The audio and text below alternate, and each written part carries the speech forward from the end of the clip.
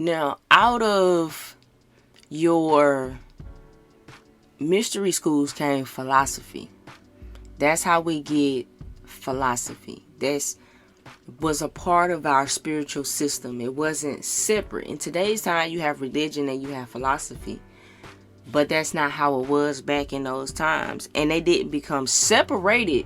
It didn't become separated from religion until you had the demise or, the decay of the mystery system. It's pretty much like they vanished. There were hundreds of mystery systems, mystery schools, mystery groups all across the West and the East, all across the East and the West. There were also some in the West, even though they don't want to really talk about the West pre-colonial times, but very much understand that the West was on and popping prior to colonization of what we know today as the United States of the Americas. So that's why you have to do your due diligence and you have to study. You got to study the history. You have to study the occult because it's going to bring it all together. See, a lot of people are missing that occult side. So they're only working from one standard of being. But it's obvious once you study occult, it becomes obvious who studies occult and who doesn't. And it's not a dig. It's not about being better than somebody else based on your knowledge. It's just an understanding. It's just pertaining to, there's levels, there's steps, there's it's a process. You go through different levels, you take different steps, and you slowly but surely progress. And mind you, we don't live in a world that has a mystery system, that has a system of initiation, unless you do take the Masonic route. It's pretty much the only route you have to take. And depending on the time frame, and a lot of people look up and they'll say they find out certain people they looked up to were Masons and it makes them feel away. But you have to think about it. In certain time periods, there was no access to a lot of information. Where would you find this information?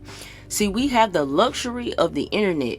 We can literally take our phones. We can get hundreds of books, immediate access to hundreds of books, to so much exponential amount of information readily at our fingertips. They didn't have that in those times. They didn't have that, not even in the 60s and 50s. They didn't even have that in terms of when we were talking about, your people like your Malcolm X's. Okay, like imagine if somebody like a Malcolm X had access to all that type of information readily available. And I say Malcolm X because I've seen debates about people saying, oh, well, he was a Prince Hall Freemason, and it changes their perception of him or their idea because they had this idealized concept behind Masons. And if we being honest, Masons just carried it. They don't do nothing. They not special. They are just all that's left. They're just all that's left. They are not the originators of that knowledge. So a lot of them don't even know what you're talking about when you want to start talking about occult knowledge, occult information, because that's not the foundation of it.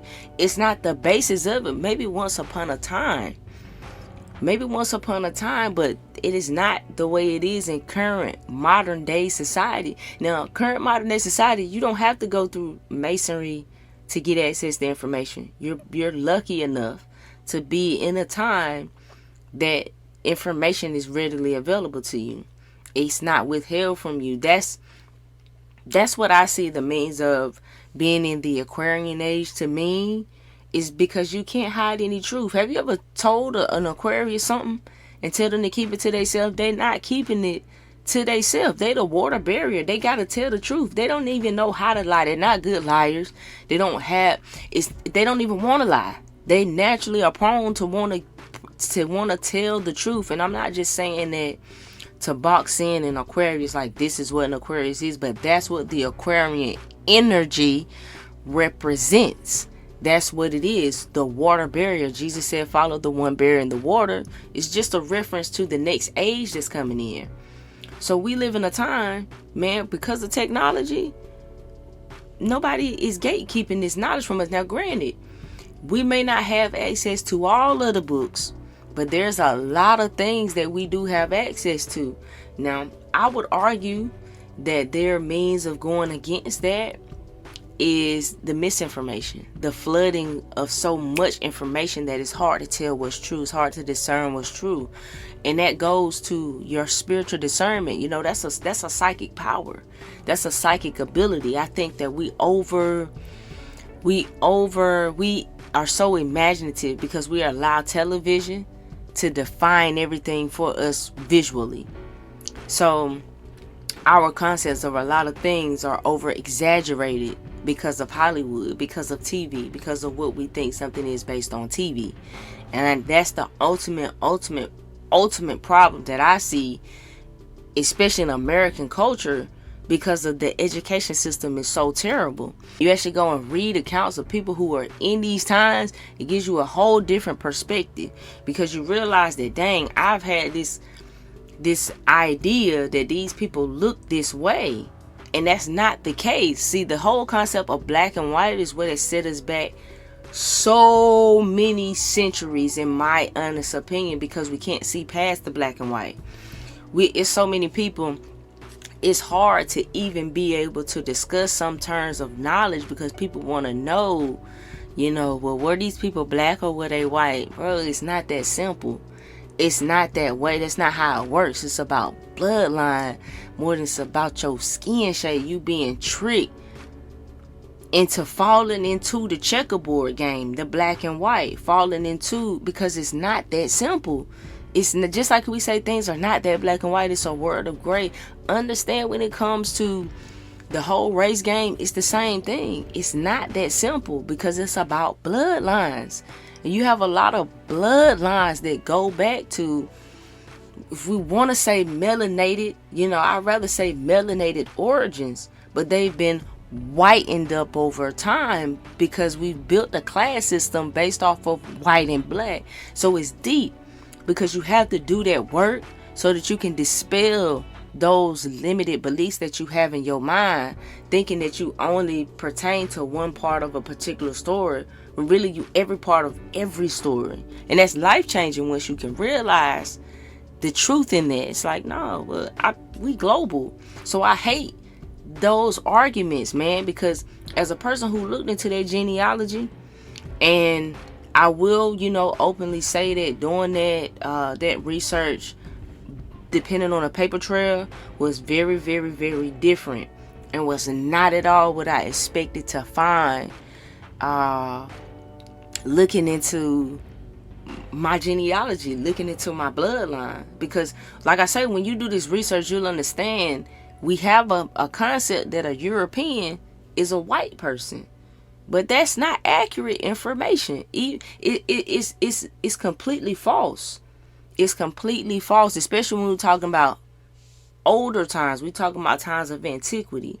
These people didn't describe themselves as black and white. They didn't use those words.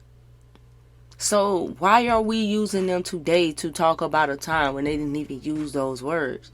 Who came up with that system?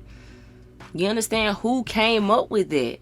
Because that's what's holding the people back.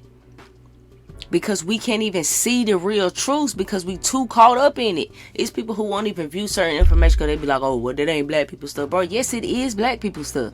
Yes, it is black people stuff. It is. Astrology. Bro, yes, it is black people stuff. Where you think they learned it from? Where you think they learned it from? So, it's silly. It's a silly argument. And it takes a certain level of elevation and healing for people to even get there. So every message, your message is not going to be received for everybody. That's something that I had to learn. Everybody's not going to receive your message because they're not going to understand. They're not going to have that knowledge of that information. It's just like with Ye. A lot of things that he's saying, a lot of us is like, man, that brother is right. Then you got a lot of people like, man, he crazy. Why? They don't have access to that information. They have no know-how. They have no idea of what he's talking about. They have no idea where that information is coming from, where he's speaking from. They only know the program. So you can't expect everybody to get the message. That was the whole point of the occult. They knew this. They understood this. It wasn't about superiority or inferiority. It wasn't about that, because everything about being a part of the mystic, the ancient system, it wasn't glitz and glamour. They basically had to live like monks. They had to live secluded lifestyles. A lot of them, they didn't get married. You know, a lot of them had to it was a very serious calling in those times. So when you know, looking at it that way, a lot of things from those times carry over. A lot of those ideas carry over. And a lot of that has to do with what maintains and what makes up what is a secret society. And I believe that's why the Masons have survived as long as they have survived. Because of the way they base their society off of what they built it off of. If you really look at it, it appears like they probably had the best inside track to a mystery school, mystery system in some way, shape, or form, because it remains to be the best one that's intact that we know of, right? So initiates, anyway, like, they were bound to secrecy, so they couldn't speak these truths that they learned in these mystery schools. They were bound to secrecy, and if they betrayed the society, you know, or if they went against, and if they spoke some of these truths out, they could be met with death. They could be killed for that, because the information, now think about it, this point in time, the information is so much more pure. Right now we have a lot of watered down, a lot of things that's come from pieces of that. It's not really totally intact. So in these times, you know, it's just different. It's just a different means of different times. That's why they had to be less ambitious. You know, that's why they had to be selfless, because of the way society was and how they could utilize what they know to control and manipulate the people. I mean, because it's just the way things go. Smarter people can always manipulate those who know less, those of a lesser intellect. And that's the case of the matter. So that's why there was always a select few or select people who were selected for these mystery schools. You know, you had to meet a certain criteria, because this is a wealth of information that pretty much can change the world, and which it did. Now, symbolism. When we talk about symbolism is the language of the mysteries. In fact, it's the language not only of mysticism and philosophy, but of nature, period. All of nature. For every law and power that's active in universal procedure is manifested to the limited sense perceptions of man through the medium of symbol.